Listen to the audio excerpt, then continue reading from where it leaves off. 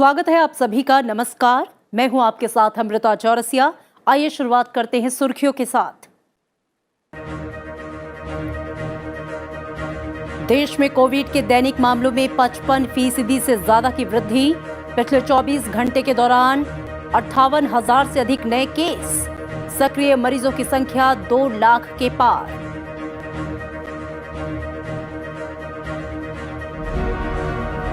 देश ने कोविड टीकाकरण में हासिल की एक और उपलब्धि। 15 से 18 उम्र के 1 करोड़ से अधिक युवाओं को कोविड की पहली डोज। अब तक 148 करोड़ से ज्यादा टीकाकरण।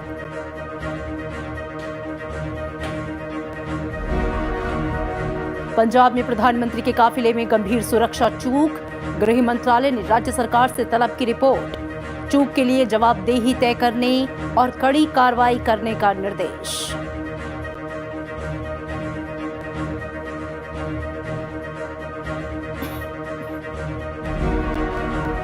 जम्मू कश्मीर में सुरक्षा बलों को बड़ी कामयाबी। पुलवामा जिले में मुठभेड़ में 3 आतंकी ढेर।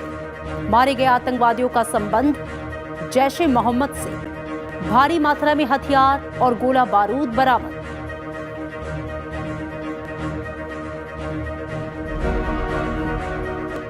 कश्मीर में भारी बर्फबारी से जनजीवन प्रभावित। उड़ानें रद्द होने से सैकड़ों पर्यटक घाटी में फंसे। हिमाचल प्रदेश में भी हिमपात जारी। बारिश के बाद शीतलहर की चपेट में उत्तर भारत।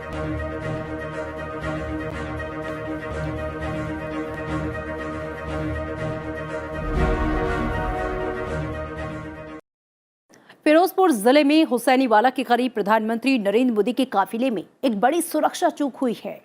प्रधानमंत्री का काफिला 15-20 मिनट तक फ्लाईओवर में फंसा रहा। प्रधानमंत्री नरेंद्र मोदी आज सुबह बठिंडा पहुंचे, जहां से वे हेलीकॉप्टर से हुसैनीवाला स्थित राष्ट्रीय शहीद स्मारक जाने वाले थे। बारिश और विजिबिलिटी के कारण प्रधानमंत्री ने करीब 20 मिनट तक मौसम साफ होने का इंतजार किया। जब मौसम में सुधार नहीं हुआ तो फैसला लिया गया कि प्रधानमंत्री सड़क मार्ग से राष्ट्रीय शहीद स्मारक जाएंगे, जिसमें 2 घंटे से अधिक का समय लगेगा। डीजीपी पंजाब पुलिस की तरफ से आवश्यक सुरक्षा प्रबंधों की आवश्यक पुष्टि के बाद प्रधानमंत्री सड़क मार्ग से यात्रा के लिए रवाना हुए। हुसैनीवाला स्थित राष्ट्रीय शहीद स्मारक से करीब 30 किलोमीटर की दूरी पर जब प्रधानमंत्री का काफिला एक फ्लाईओवर पर पहुंचा तो पाया गया कि कुछ प्रदर्शनकारियों ने सड़क को अवरुद्ध कर दिया है। प्रधानमंत्री का काफिला 15-20 मिनट तक फ्लाईओवर पर फंसा रहा।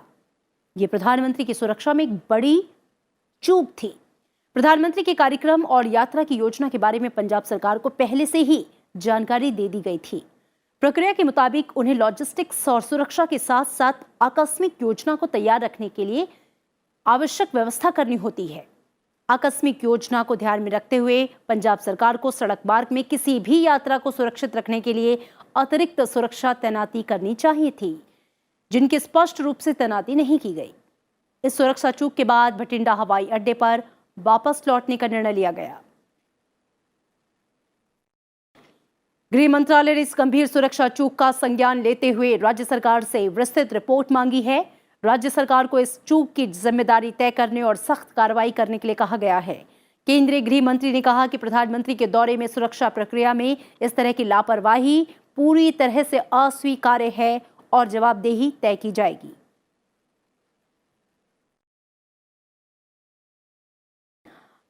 पंजाब में प्रधानमंत्री की सुरक्षा में चूक होने के बाद बीजेपी पंजाब सरकार पर हमलावर हो गई है। केंद्रीय मंत्री स्मृति ईरानी ने प्रेस कॉन्फ्रेंस कर कांग्रेस पर हमला बोलते हुए कई सवाल पूछे हैं। एक स्थल पर पहुंचते हैं, उस पूरे रूट की सुरक्षा का प्रबंध और कोई भी गतिरोध नहीं है, ऐसा आश्वासन पंजाब पुलिस ने प्रधानमंत्री जी के सुरक्षा दस्ते को दिया। क्या जानबूझकर प्रधानमंत्री जी के सुरक्षा दस्ते को झूठ बोला गया? प्रश्न 2, प्रधानमंत्री जी के पूरे कैवलकेड को जब रोकने का प्रयास हुआ, 20 मिनट तक जब उनकी सुरक्षा भंग की गई, जिन लोगों ने प्रधानमंत्री की सुरक्षा को भंग किया उन लोगों को प्रधानमंत्री की गाड़ी के पास तक, उस स्थल तक किसने और कैसे पहुंचाया? और इसी बीच पंजाब के मुख्यमंत्री ने इस घटना पर खेद जताया है।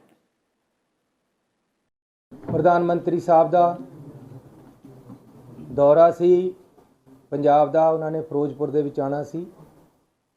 ਕੁਝ ਉਦਘਾਟਨ ਤੇ ਨਾਲ ਉਹਨਾਂ ਨੇ ਇੱਕ ਪੋਲੀਟੀਕਲ ਰੈਲੀ ਵੀ ਕਰਨੀ ਸੀ। ਸੋ ਰਸਤੇ ਦੇ ਵਿੱਚ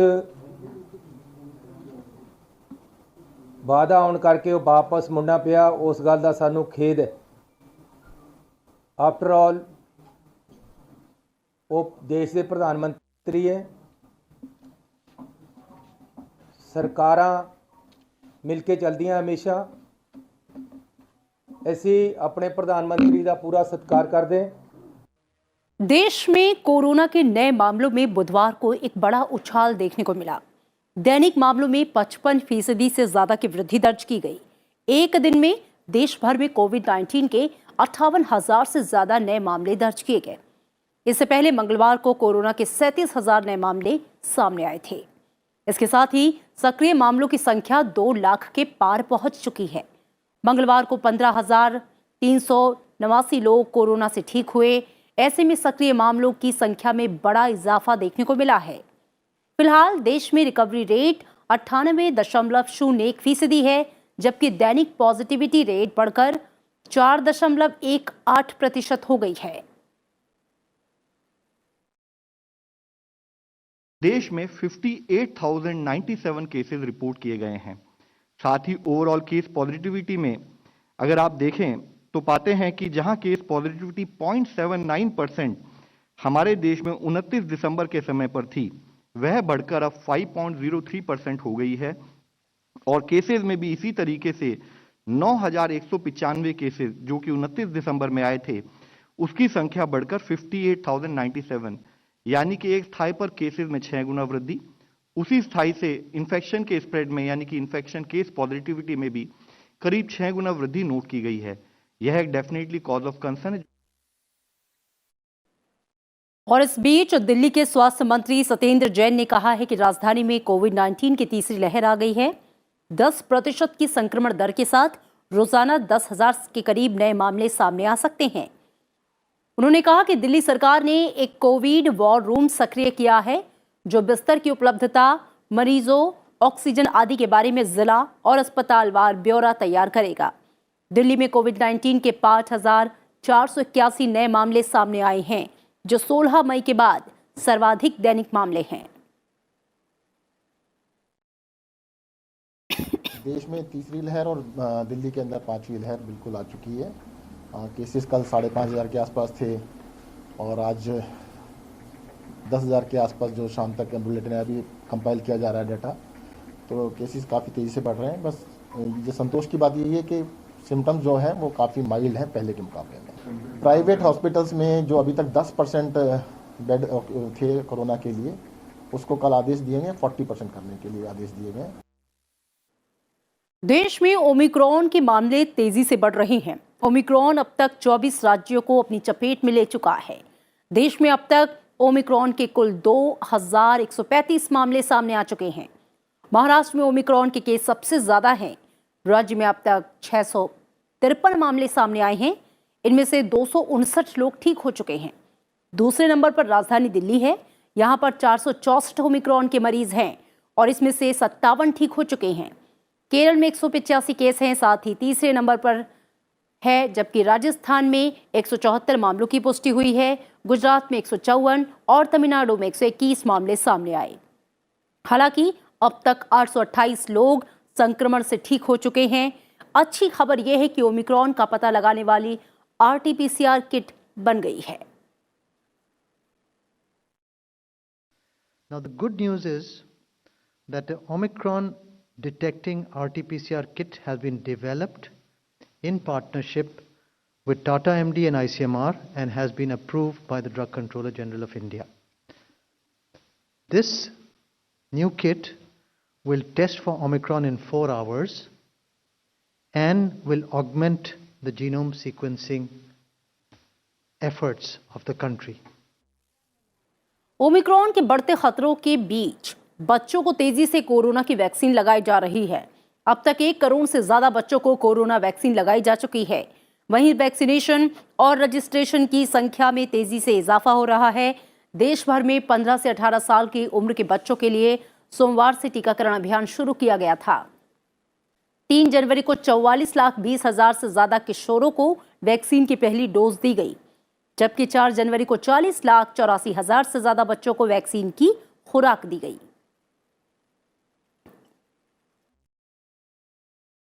वैक्सीनेशन फॉर चिल्ड्रन जो कि 15 से 18 साल का है, जिसको 3 जनवरी से शुरू किया गया है, उसमें आप सबको अवगत है कि हम लोगों ने अब तक 1 करोड़ को क्रॉस किया है। हमारी जो एलिजिबल पॉपुलेशन है, जो कि रजिस्ट्रार जनरल ऑफ इंडिया के एस्टिमेट से है, करीब 7.4 करोड़ ऐसे बच्चे हैं जो कि 15 से 18 की एज ग्रुप में हैं। उनको कवर किए जाने का कार्य विस्तृत रूप से चल रहा है। इधर स्वास्थ्य मंत्री मनसुख मांडविया ने कहा है कि युवाओं में टीकाकरण को लेकर गजब का उत्साह है। उन्होंने पात्र युवा मित्रों से जल्द टीका लगवाने की अपील की है। राष्ट्रव्यापी कोविड टीकाकरण अभियान के तहत अब तक 148 करोड़ से अधिक कोविड टीके लगाए गए हैं।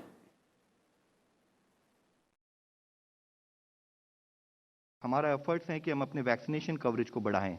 अब तक देश में total 148.18 crore total doses administer हो चुकी हैं, जिसमें फर्स्ट डोज के द्वारा 90.8% हम लोग 18 प्लस पॉपुलेशन को कवर कर चुके हैं और सेकेंड डोज के द्वारा 65.9% हम लोगों को कवर कर चुके हैं। भारतीय औषध महानियंत्रक की विशेषज्ञ समिति ने हैदराबाद की दवा कंपनी भारत बायोटेक को नासिका के जरिए दिए जाने वाले टीके के तीसरे परीक्षण की अनुमति दे दी है।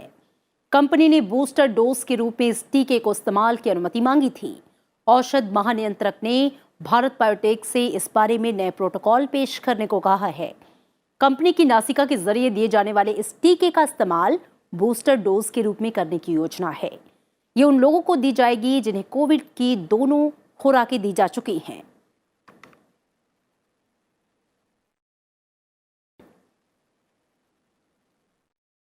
स्वास्थ्य मंत्रालय ने कोरोना के हल्के और बिना लक्षण वाले मरीजों के लिए घर में ही होम आइसोलेशन से संबंधित नए दिशा निर्देश जारी किए हैं।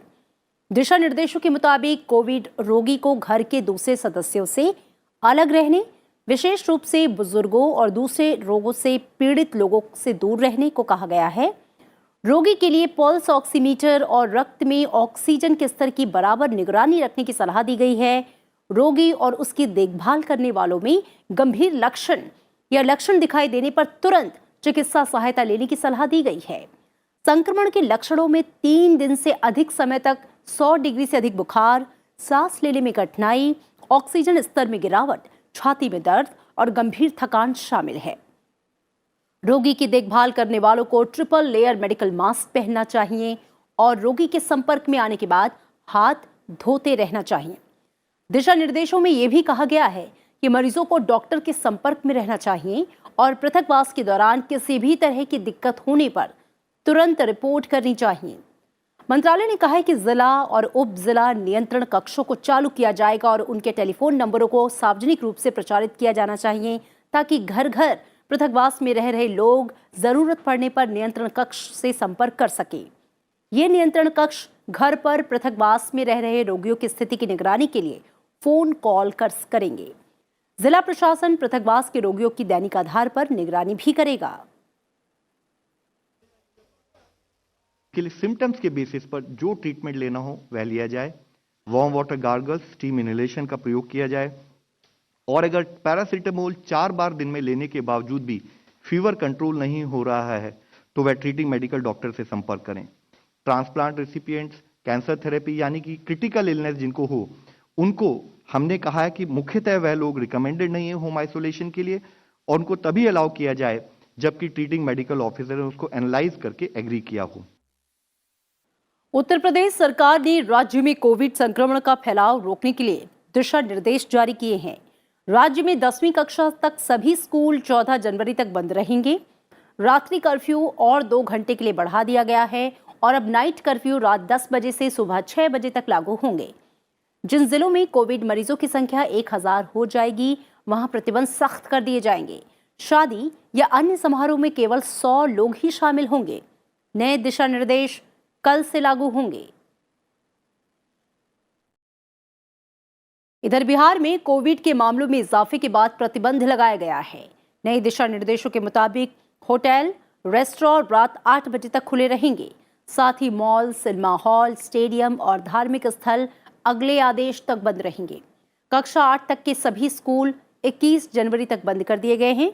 प्रदेश में रात 10 बजे से सुबह 5 बजे तक कर्फ्यू लगाया गया है। ये कर्फ्यू कल से शुरू होगा और 21 जनवरी तक लागू रहेगा।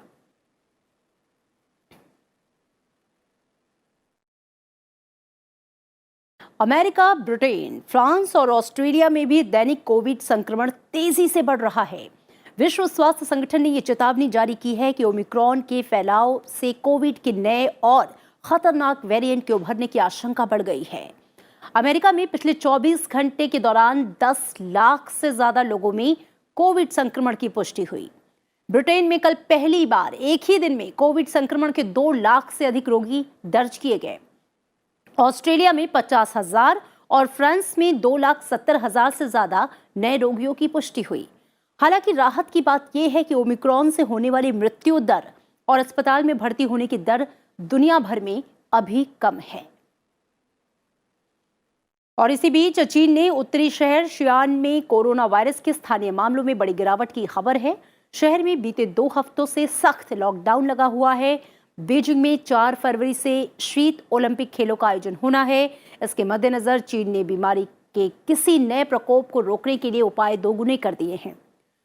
लोगों को बहुत जरूरी होने पर ही बीजिंग से बाहर जाने के लिए कहा गया है। वहीं होटल ने भी नई बुकिंग करना बंद कर दिया है।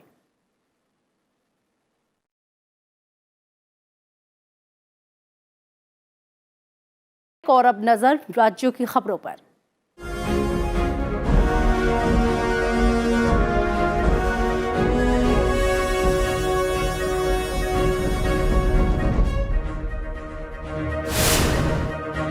केंद्रीय मंत्री नितिन गडकरी, रक्षा मंत्री राजनाथ सिंह और उत्तर प्रदेश के मुख्यमंत्री योगी आदित्यनाथ ने लखनऊ में लखनऊ कानपुर एक्सप्रेस वे का शिलान्यास किया।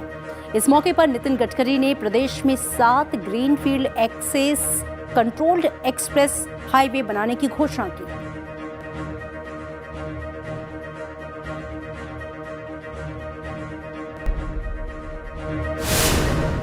कमला प्रोडक्शन प्राइवेट लिमिटेड लखनऊ के बैनर तले बनने वाली Awadhi feature film, web series और म्यूजिक एल्बम को मिला एक और नया चेहरा। कुमारी नायरा सिंह मुरादाबाद उत्तर प्रदेश के स्वरूप में, जो कि आगामी प्रोजेक्ट से अपना डेब्यू करने जा रही है। साथ ही अभिनय की क्षमता से आप सभी को मोहित करने के साथ ही मनोरंजन की दुनिया में अपनी प्रतिभा के दम से आग लगाने और युवा दिलों में धमाका करने आ रही है। इनके अभिनय की शुरुआत अवधि वेब सीरीज होए हरामी से होगी। कमला परिवार न्यारा के उज्जवल भविष्य की हार्दिक कामना करता है। विधानसभा उपाध्यक्ष नितिन अग्रवाल के विवादित बयान का वीडियो वायरल। कच्ची शराब बनने वालों के घर पुलिस को ना जाने की दी हिदायत। नितिन अग्रवाल ने कहा कि मैंने पुलिस से कह दिया है कि कच्ची शराब बनाने वालों के घर में ना घुसें। अगर किसी समाज के घर में घुस गए तो उनके लिए हम कुछ ना कुछ करेंगे। विधानसभा उपाध्यक्ष के विवादित बयान से राजनीतिक गलियारों में हलचल है। वायरल वीडियो आज 52 क्षेत्र की जनसभा का बताया जा रहा है। पूर्व में भी नितिन अग्रवाल मंच के पुलिस के खिलाफ विवादित बयान दे चुके हैं। एसपी राजेश द्विवेदी के कार्यभार ग्रहण करते ही नितिन के विवादित बयान से राजनीतिक गलियारों में सरगर्मी तेज है। वायरल वीडियो में मंच से नितिन ने पुलिस को दी है चुनौती।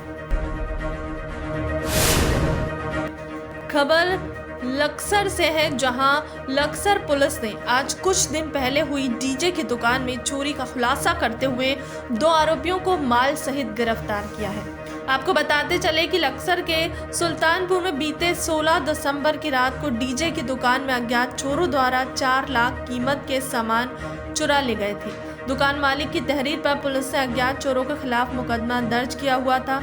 आरोपी की धरपकड़ के लिए 2 टीमें गठित की गई थी। आज लक्सर पुलिस ने मुखबिर की सूचना के आधार पर छापा मारकर चोरी के माल सहित 2 आरोपियों को गिरफ्तार किया है।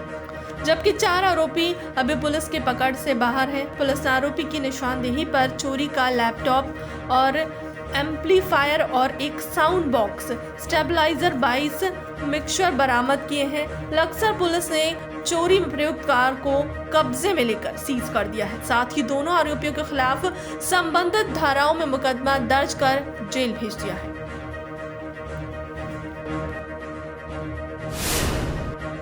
केंद्रीय सड़क परिवहन मंत्रालय ने देश के सभी पुलों की सेहत और उम्र का पता लगाने के लिए नीति बनाने का निर्णय किया है। केंद्रीय मंत्री नितिन गडकरी ने कहा कि मंत्रालय ने इंडियन ब्रिज मैनेजमेंट सिस्टम तैयार किया था। इसमें देश के सभी पुलों की जानकारी एकत्रित की गई है।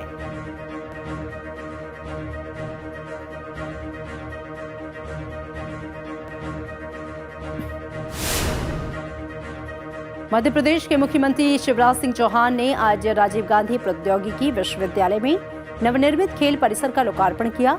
इस मौके पर बैडमिंटन प्रतियोगिता का भी शुभारंभ हुआ। मुख्यमंत्री ने बैडमिंटन खेलकर खिलाड़ियों को प्रोत्साहित किया।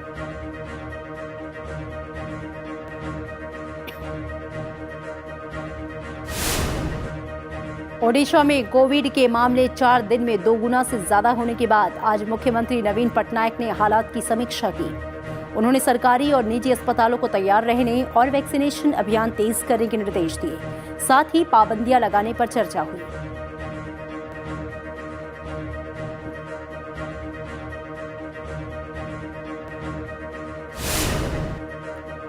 बिहार के मुख्यमंत्री नीतीश कुमार ने समाज सुधार यात्रा और जनता दरबार स्थगित कर दिया है। 2 उप मुख्यमंत्रियों के कोविड पॉजिटिव होने के बाद कैबिनेट की बैठक में कोविड-19 से जान गंवाने वाले लोगों के परिजनों को 4-4 लाख रुपए की अनुग्रह राशि देने को मंजूरी दी गई।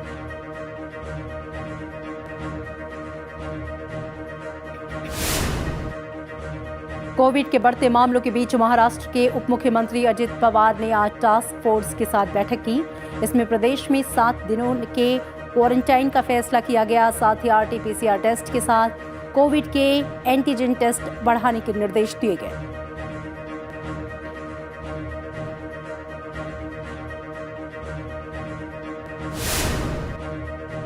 केंद्रीय मंत्री और स्थानीय सांसद वीके सिंह ने गाजियाबाद में 5 इलेक्ट्रिक बसों को हरी झंडी दिखाकर ई-बस सेवा शुरू की। अप्रैल तक शहर में 50 इलेक्ट्रिक बसों को चलाने का लक्ष्य है।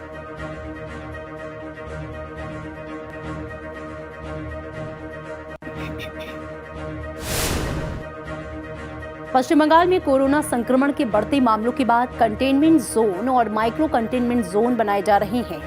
बैरकपुर में 17 कंटेनमेंट जोन बनाकर इन इलाकों को सील कर दिया गया है। बीजेपी ने इसे लेकर सरकार पर राजनीति करने का आरोप लगाया है।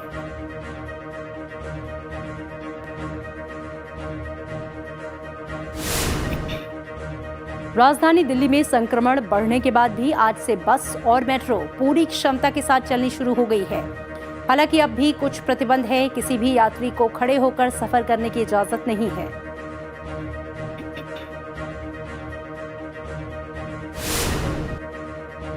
गोवा से मुंबई तट पर पहुंचे काडेलिया पोत पर सवार कोरोना वायरस से संक्रमित 60 में से 41 यात्रियों को आइसोलेशन केंद्रों में भेजा गया है। कोविड संक्रमित 19 यात्री अब भी पोत पर हैं। बीएमसी ने मंगलवार रात पोत पर सवार 1827 लोगों की जांच की थी और उनकी रिपोर्ट जल्द आने की उम्मीद है।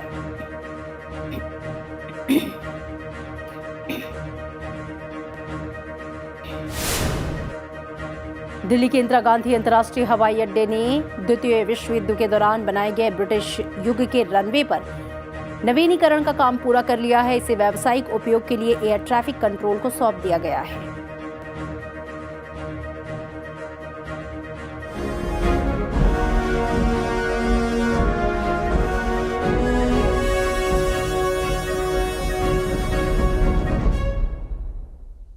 लोकसभा अध्यक्ष ओम बिरला ने सोगरिया रेलवे स्टेशन से मेमू ट्रेन को हरी झंडी दिखाकर रवाना किया।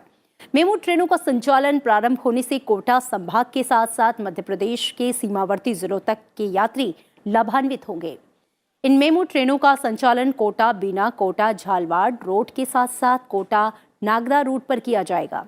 कोटा की सैटेलाइट स्टेशन के रूप में करीब 16 करोड़ रुपए की लागत से हेरिटेज लुक से सोगरिया स्टेशन का विकास किया गया है। स्टेशन पर यात्रियों को आरक्षण की सुविधा भी दी गई है। इस मौके पर लोकसभा अध्यक्ष ने कहा कि इन ट्रेनों के संचालन से किसानों, ग्रामीणों, विद्यार्थियों और श्रमिकों को यात्री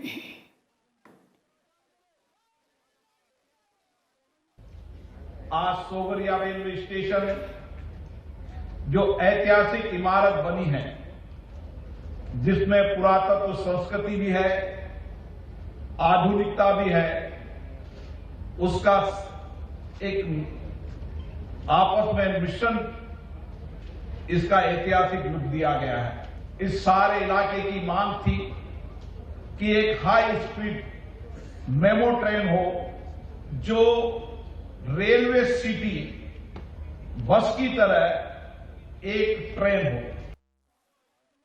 वायुसेना ने प्रमुख रक्षा अध्यक्ष के हेलीकॉप्टर दुर्घटना की जांच के संबंध में रक्षा मंत्री राजनाथ सिंह के समक्ष आज विस्तृत जानकारी पेश की।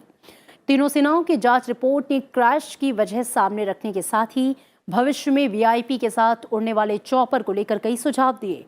जांच टीम ने सेना के वरिष्ठ अफसरों को ले जाने वाले चॉपर को लेकर एसओपी में बदलाव की सिफारिश की। वायुसेना प्रमुख एयर चीफ मार्शल विवेक राम चौधरी और वायुसेना के वरिष्ठ अधिकारी इस अवसर पर मौजूद थे। जांच दल ने 31 दिसंबर को अपनी रिपोर्ट प्रस्तुत की थी। ये report air marshal Manvendra Singh और सेना और नौसेना के ब्रिगेडियर रैंक के अधिकारियों ने तैयार की है। समिति ने हेलीकॉप्टर के ब्लैक बॉक्स से मिले डेटा का भी विश्लेषण किया है।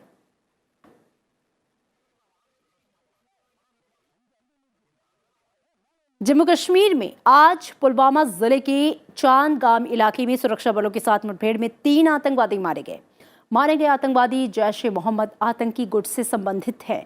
इनमें 2 पाकिस्तानी और 1 स्थानीय आतंकवादी है।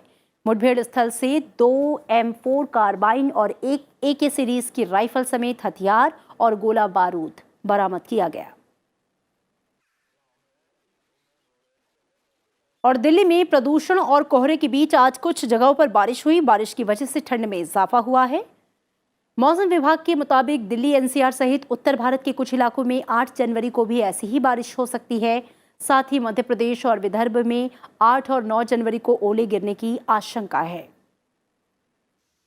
कश्मीर घाटी के ज्यादातर हिस्सों में पिछले 24 घंटों में रुक रुक कर हो रही बर्फबारी के कारण कश्मीर और देश के बाकी हिस्सों के बीच लगातार दूसरे दिन विमान सेवाएं प्रभावित रहीं। आज 4 उड़ानें रद्द की गईं। उड़ानें रद्द होने से सैकड़ों पर्यटक घाटी में फंस गए हैं।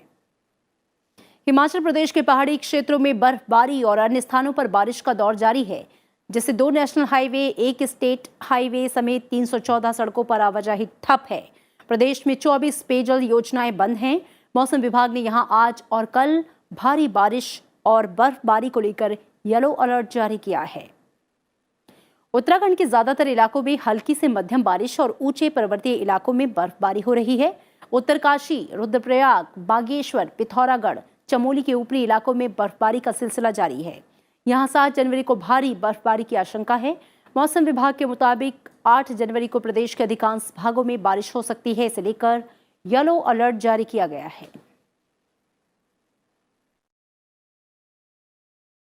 और अब खेल की खबर। जोहानिसबर्ग के वांडरर्स स्टेडियम में भारत और दक्षिण अफ्रीका के बीच दूसरे टेस्ट मैच का आज तीसरा दिन है। भारत ने दूसरी पारी में 266 रन बनाए और दक्षिण अफ्रीका को जीत के लिए 240 रनों का लक्ष्य दिया। टीम इंडिया की तरफ से अजिंक्य रहाणे और चेतेश्वर पुजारा ने दूसरी पारी में शानदार अर्धशतक लगाया। रहाणे ने सबसे ज्यादा 58 और पुजारा ने 53 रनों की पारी खेली। हनुमा विहारी ने नाबाद 40 रन बनाए। साउथ अफ्रीका के लिए कागिसो रबाडा ने 3 विकेट लिए। यानसन और लुंगी एंडगिडी को भी 3-3 विकेट मिले। गौरतलब है कि जोहानिसबर्ग में रिकॉर्ड के मुताबिक साउथ अफ्रीका ने 2001-2 के बाद से अब तक इस मैदान पर 240 या उससे ज्यादा का लक्ष्य हासिल नहीं किया। पिछले दौरे पर टीम इंडिया ने साउथ अफ्रीका को इसी मैदान पर 240 रनों का लक्ष्य दिया था और उसने 63 रनों से जीत हासिल की थी। और इन तमाम खबरों के साथ ही बुलेटिन में फिलहाल इतना ही। चलते चलते आपको छोड़ जाते हैं पुदुचेरी में चल रहे 27वें वर्ल्ड योगा फेस्टिवल की इन तस्वीरों के साथ। दीजिए इजाजत, नमस्कार।